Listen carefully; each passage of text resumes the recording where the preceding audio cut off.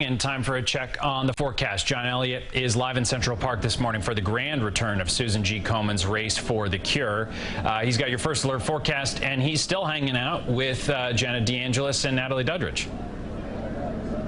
I know. How lucky can one man be? And also, I do want to point out the really attractive trio is cameraman Vince, Greg, and Al. They actually are. That's a stunning group right there. All right, let's talk about your weather, and you guys can watch along because they're going to kick the program off at 8:45. So we'll see how close the rain is. Right now, just threatening skies overhead and threatening apropos because we are going to see more storms in the area.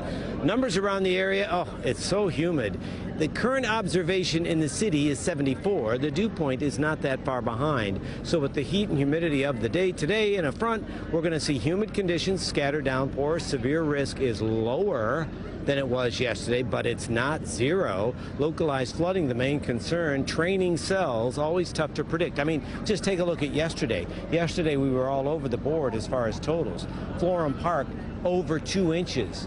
I know. Whippany 1.63, but Central Park not even 1/10 of an inch. Again, you had, but some of the boroughs, that's Central Park, some of the boroughs you had flooding rain. Same scenario. See what I mean, you guys? It's very close. A little bit of shower activity West Essex down into Somerset County, farther to the south. We'll zoom in. It's pouring right now just south of Philly. It's a Philly sandwich because they have the heavy rain to the north and to the south. Now, you've got a stationary front. I mean, it's just not moving, so you get any impulse that rides along it, and this is what it looks like. Futurecast, you're going to see, we're hoping for a quiet start to the race, but the reality is we could even see a shower before we wrap things up here. But, oh, it is really going to start coming down again. Monmouth Ocean by lunchtime into the afternoon. Notice we don't anticipate as much coverage, but the brighter colors indicate some heavy rain, some localized flooding. Tomorrow morning, again, mindful of 9/11 and the observations going on around the area, it looks quiet, but we'll see changes into the afternoon again. We've got some more thunderstorms Monday afternoon, and then you're going to see a repeat Tuesday. Lee is at 2 still, waiting. We've got winds at 105. Just real quickly, the path, there's pretty good consistent agreement that it is going to continue to make that turn and not have a direct impact on the East Coast, but we're definitely going to be dealing with dangerous waves, high rip currents, and some really choppy seas.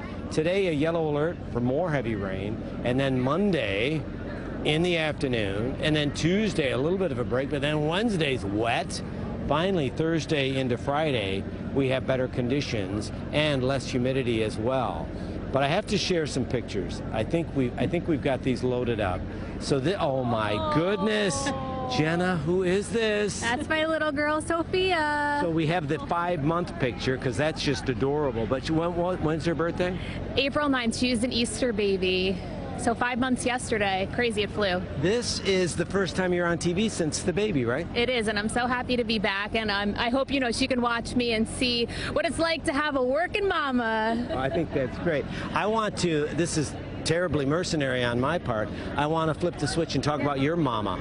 Yes. There's a real important reason why you're here today, right, Natalie? Yes. Last year, I was gearing up to host the Komen race. It was rained out because of the hurricane. Yeah. And my mom was visiting, and she got a call to go back for a biopsy. And it turned out that she had breast cancer. A month later, my dad was diagnosed with colon cancer. They're both extremely healthy, but you know what? They caught it early, and that's why more than ever, I'm just stressing to everybody how important early detection is. You go get it yourself, tell your loved ones. So now I have such a deep personal connection, and we were involved before Komen, before any of this, and you just never expect that it's going to be you. I got to back it up, though. How ironic that it was during this that she found out, and she's okay. I am just thrilled to say they're both doing fantastic today, but every day you just treasure it more than you ever have.